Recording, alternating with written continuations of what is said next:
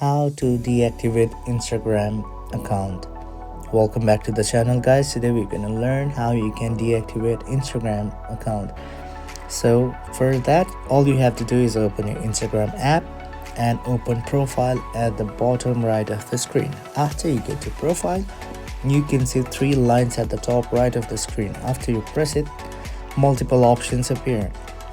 Select the top option that says settings and privacy. After you here, go ahead and press on account center. After you are here in account center, there you can see in account settings, second option, personal detail. If you press it, you can see the personal details of your account and select account ownership and control. After you are here, there are different options. All you have to do is select the second option that says deactivation or deletion.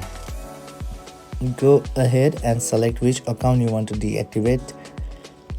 I'm gonna choose the Instagram account, and in first option it says deactivating your account is temporary. So if you just want to deactivate it, go ahead and keep it selected in the first option and go ahead and press continue.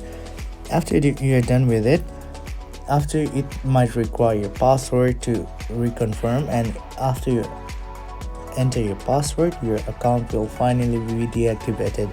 And that is how you can deactivate Instagram account. If you got any other questions, feel free to ask in the comment section, and see you guys in the next one.